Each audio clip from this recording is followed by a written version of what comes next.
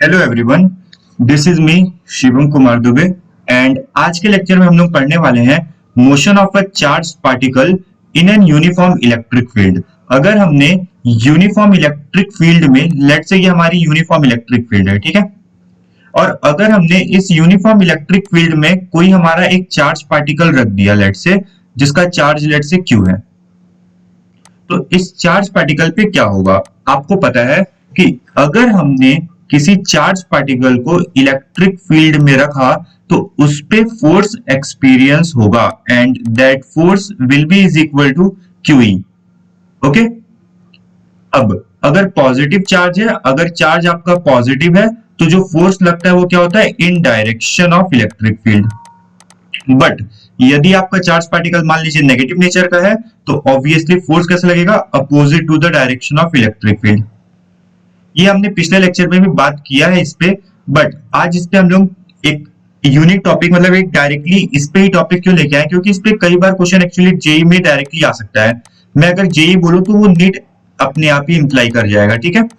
अब देखिए इस पे क्वेश्चन है, बहुत अच्छा क्वेश्चन है। अच्छा, इससे पहले मैं एक और चीज बता देता हूँ। जैसे मान लीजिए आपके पास एक स्पेस है जहां पे इलेक्ट्रिक फील्ड वेक्टर जो वेराई कर रहा है वो मतलब जो इलेक्ट्रिक फील्ड वेक्टर एग्जिस्ट कर रहा है वो कुछ इस तरह से है, E1 I cap plus E2 J cap. तो अगर से मतलब ये हमको पता है कि अगर यहाँ पे हमने चार्ज पार्टिकल को रखा इस स्पेस में तो जो फोर्स लगेगा वो कितना लगेगा। लेट्स से अगर चार्ज पार्टिकल Q है, उसका चार्ज का मैग्नीट्यूड Q है, तो कितना होगा Q into E1 I cap plus Q into E2 J cap. और लेट्स से अगर उस चार्ज पार्टिकल का मास m है तो एक्सेलरेशन वेक्टर कितना होगा बताइए। तो एक्सेलरेशन वेक्टर आप बोलेंगे sir it is nothing but it is Q E1 upon m I cap plus Q E2 by m J cap. देखिए इस पे बेस्ड ही क्वेश्चन बहुत सारे आते हैं और वही आपको तीन लॉज ऑफ मोशन याद होना, sorry three equations of motion होने याद होने चाहिए।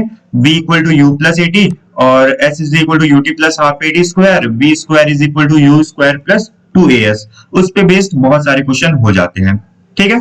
चलिए अब हम लोग एक क्वेश्चन है, बहुत अच्छा क्वेश्चन है, इस पे करते हैं। इस क्वेश्चन को पढ़िए क्या बोल रहा है क्वेश्चन। देखिए क्वेश्चन कह रहा है कि एक यूनिफॉर्म इलेक्ट्रिक फील्ड है exist between two metal plates, one negative and other positive, the plate length is L and separation between the plate is D। तो देखिए क्वेश्चन कुछ ये बोल रहा है कि हमारे पास मान लीजिए दो मेटल प्लेट्स है, एक ये मेटल प्लेट है और लेट से ये एक मेटल प्लेट है, और ये बोल रहा है कि एक पॉजिटिवली चार्ज है, लेट से ऊपर वाला पॉजिटिवली चार्ज है और लेट से नीचे वाला क्या है, नेगेटिवली चार्ज है। और ये बोल रहा है कि इसका जो लेंथ है ये L है एंड जो प्लेट्स के बीच का सेपरेशन है वो सेपरेशन को इन्होंने D बोला हुआ है। अब क्वेश्चन बोल रहा है कि एन इलेक्ट्रॉन एंड प्रोटॉन, एक इलेक्ट्रॉन है और एक प्रोटॉन है जो कि स्टार्ट हो रहा है, ठीक है। इलेक्ट्रॉन स्टार्ट हो रहा है नेगेटिव प्लेट से, चलिए कोई नहीं, यहाँ पे इलेक्ट्रॉन है, यहाँ से इलेक्ट्रॉन स्टार्ट हो रहा है और यहाँ से प्रोटॉन स्टार्ट हो रहा है, जैसे इसको E प्लस बोल देते हैं, ठीक है, क्योंकि ऑब्वियसली चार्ज वाइज तो दोनों सेम ही होता है। अच्छा मैं मेंशन कर देता हूं, वैसे यहाँ पे प्रोटॉन है और मैं मेंशन कर देता हूं यहाँ पे जो है वो इलेक्ट्रॉन है। अब ये बोल रहा है कि and go to the opposite plate which one of them wins the race. अच्छा ये यहाँ से शुरू होकर के अपोजिट प्लेट में जा रहे हैं, मतलब इलेक्ट्रॉन जो है इस तरफ आएगा, प्रोटॉन जो है इस तरफ आएगा। चलिए कोई नहीं, मान लेते हैं इन दोनों प्लेट्स के बीच में लेट से इलेक्ट्रिक फील्ड E है। तो अगर इलेक्ट्रिक फील्ड E है तो जो प्रोटॉन है basically it is positively charge, तो इस पे in the direction of electric field लगेगा फोर्स। अगर मैं ए वाले ऑप्शन की बात करूं तो हम लोग जो फोर्स ऑन प्रोटॉन लगेगा वो कितना लगेगा, Q इंटू ई। लेकिन ऑब्वियसली चार्ज वाइज तो दोनों सेम ही है ना, मतलब लेट से चार्ज E है दोनों का, एक का पॉजिटिव एक का नेगेटिव है। हाँ तो किधर आएगा इस पे QE, दैट इज Q इसका E है, इंटू E का फोर्स लगेगा। तो एक्सेलरेशन ऑफ प्रोटॉन कितना होगा बताइए, it is E into E upon mass of proton. Similarly यदि मैं बात करूं किसके लिए, इलेक्ट्रॉन के लिए, तो आपको पता है कि जैसे इलेक्ट्रिक फील्ड नीचे की तरफ है तो इलेक्ट्रॉन पे फोर्स कहां लगेगा, ऊपर की तरफ। क्यों, क्योंकि नेगेटिव चार्ज पे opposite to the direction of electric field force लगता है। तो फोर्स ऑन इलेक्ट्रॉन कितना होगा बताइए, it will be E into E, मतलब ऑब्वियसली सेम ही रहेगा क्योंकि चार्ज का मैग्नीट्यूड तो सेम ही है ना। तो यहाँ पे एक्सेलरेशन ऑफ इलेक्ट्रॉन कितना आएगा बताइए, एक्सेलरेशन ऑफ इलेक्ट्रॉन आ जाएगा E upon mass of electron. अब ये बोला है कि इसमें से कौन जो है रेस विन करेगा, तो रेस विन करेगा उसके लिए आप देख लीजिए यहाँ पे निकालिए acceleration of proton upon acceleration of electron, and I think acceleration of proton upon acceleration of electron आप करेंगे तो ये आएगा mass of electron upon mass of proton, mass of electron upon mass of proton, बिल्कुल ये आएगा। और हमको पता है कि जो mass of electron है वो mass of proton से काफी कम है, मतलब इलेक्ट्रॉन का मास ऑब्वियसली बहुत नेग्लिजिबल होता है प्रोटॉन के कंपैरिजन में।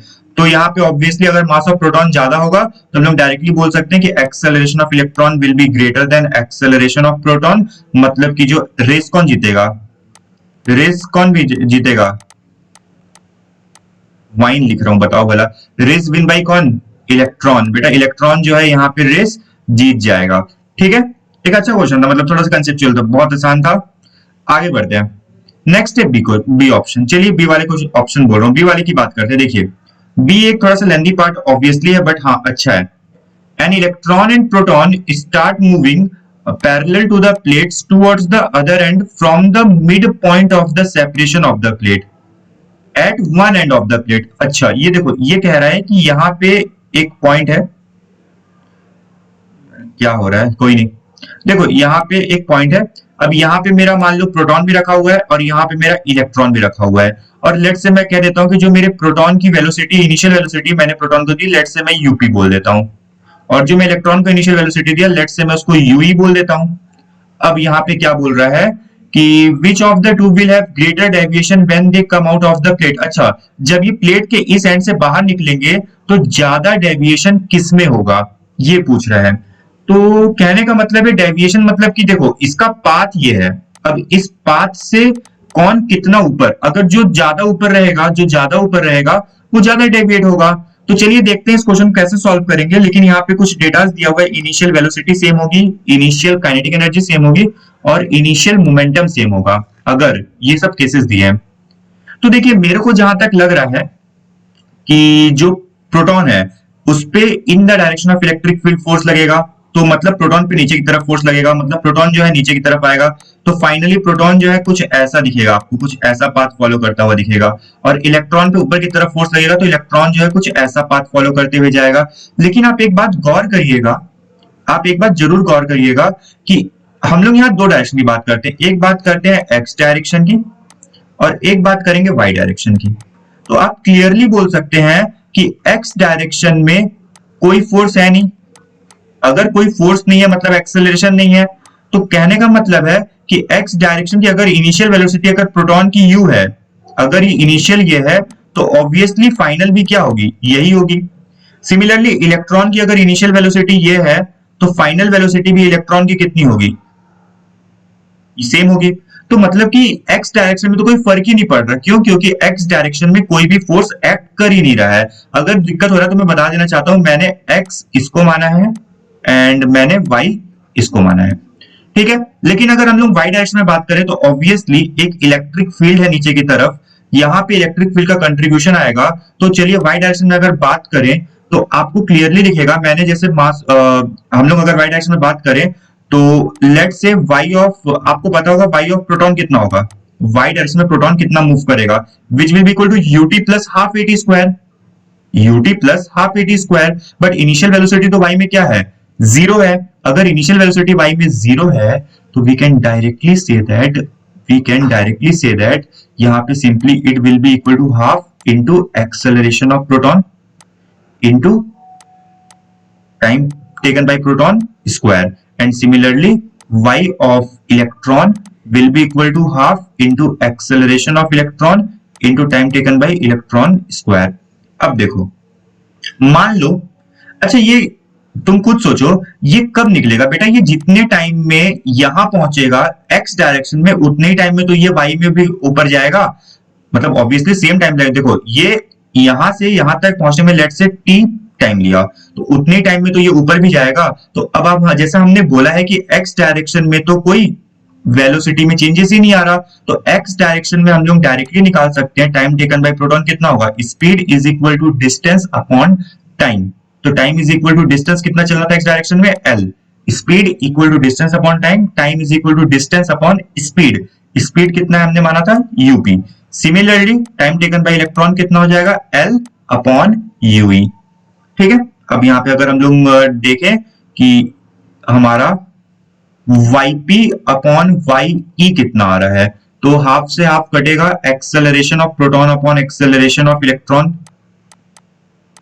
Into time taken by proton upon time taken by electron का स्क्वायर। और मैं यहाँ पे अगर रेशियो निकालूं, अगर मैं यहाँ पे रेशियो निकाल लेता हूँ टीपी अपॉन टीई का, तो ये कितना आ रहा है, टीपी अपॉन टीई, एल से एल कटेगा और ये आएगा यूई अपॉन यूपी। और acceleration of proton upon acceleration of electron तो हमने निकाला ही था, एक minute sorry, acceleration of proton और एक्सेलरेशन इसका एपी अपॉन ए तो हमने निकाल ही रखा था, वो कितना आया था, एमई अपॉन एमपी, ये आया था।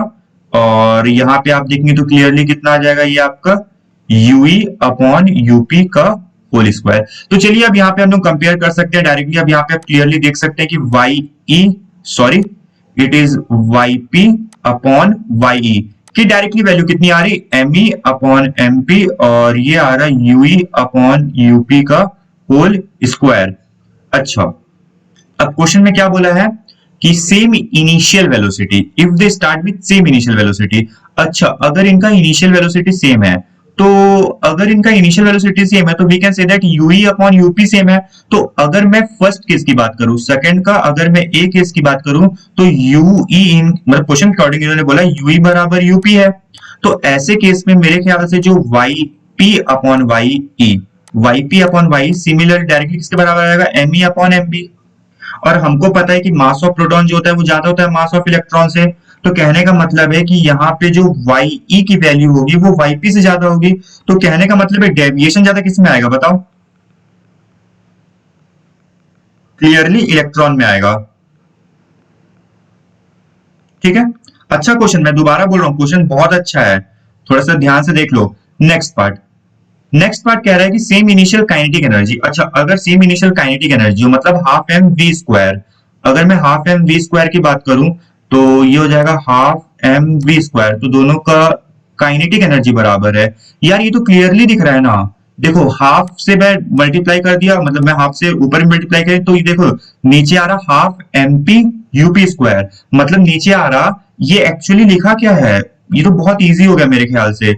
यहाँ पे तो मैं क्लियरली बोल सकता हूँ जो yp अपॉन वाई है, it is simply written as kinetic energy of electron upon kinetic energy of proton. और ये तो दोनों ही बराबर दिया, मतलब ये क्या आ गया, वन। अरे ये अगर वन आ गया तो यार ये तो क्या हो गया, इक्वल डेविएशन हो गया ये तो। हाँ, ना तो इलेक्ट्रॉन में ज्यादा ना प्रोटॉन में ज्यादा, खत्म हो गया कहानी। बहुत सही यार, मस्त था क्वेश्चन ये तो, दोनों में इक्वल डेविएशन आ गया। अच्छा, तो एक और पार्ट बचा हुआ है मेरे ख्याल से इसका, ये क्या कह रहा है, एक और पार्ट, सेम इनिशियल मोमेंटम। अच्छा, मोमेंटम की बात कर रहा है। देखो भैया, बी वाले ऑप्शन में हम, सॉरी बी वाले ऑप्शन में हमने क्या देखा था, बी वाले ऑप्शन में हमने देख चुका था कि yp अपॉन वाई जो है वो kinetic energy of electron upon kinetic energy of proton के बराबर है। अब हमको पता है कि जो मोमेंटम होता है वो क्या होता है, under root of 2m into kinetic energy. ठीक है, तो अगर मैं इलेक्ट्रॉन के लिए लिखूं, सुनिएगा ध्यान से, मैं अगर इलेक्ट्रॉन के लिए लिखूं, momentum of electron which will be equal to root over 2 times mass of electron into kinetic energy of electron, और यहां से यदि मैं काइनेटिक एनर्जी ऑफ इलेक्ट्रॉन निकालूं तो ये आ जाएगा मोमेंटम ऑफ इलेक्ट्रॉन का square upon 2 times mass of electron. ठीक है, सिमिलरली यदि मैं निकाल लूं काइनेटिक एनर्जी ऑफ प्रोटॉन तो ये मिल जाएगा मोमेंटम ऑफ प्रोटॉन का square upon 2 times mass of proton. And यहाँ पे आप क्लियरली देख सकते हैं काइनेटिक एनर्जी ऑफ इलेक्ट्रॉन कितना आया, P E square upon 2 times mass of electron. Similarly यहाँ पे हम लोग लिखेंगे मोमेंटम ऑफ प्रोटॉन का स्क्वायर और ये ऊपर चले जाएगा 2 टाइम्स मास ऑफ प्रोटॉन। तो मेरे ख्याल से मोमेंटम्स तो बराबर दिया, वो अपने आप कैंसिल आउट हो जाएगा, 2 से 2 कैंसिल आउट हो जाएगा, और इसकी वैल्यू जो है सी वाले केस के लिए किसके बराबर आ रही, it is equal to mass of proton upon mass of electron, and clearly we can say that mass of proton is greater than mass of electron, which implies yp की वैल्यू ye से ज्यादा होगी, hence more deviation किस में आएगा बताइए, hence more deviation will be in proton। ठीक है, तो एक बार देख लीजिए, काफी अच्छा क्वेश्चन था ये, बहुत अच्छा, बहुत प्यारा सवाल है, बहुत प्यारा सवाल है। I really love this question. ठीक है, तो काफी अच्छा मैंने इसको बताया, आराम से मैंने बताया है। कोई भी डाउट होगा तो दोबारा वीडियो को देख लीजिएगा, बट मुझे लगता है क्वेश्चन आपको, टॉपिक आपको समझ में आ गया होगा। एंड इस पे बेस्ड क्वेश्चन आ सकते हैं जेई मेंस में, क्योंकि जिस हिसाब से जेई मेंस का पेपर एनटीए ले रहा है, तो ऐसे क्वेश्चन आना भी कोई बहुत बड़ी बात नहीं है। इजी है कंसेप्ट, टाइम कंज्यूमिंग था, पर एग्जाम में कोई एक ही पार्ट आएगा। ठीक है, तो चलिए चलते हैं, मिलेंगे नेक्स्ट लेक्चर में, तब तक के लिए bye bye, have a nice day.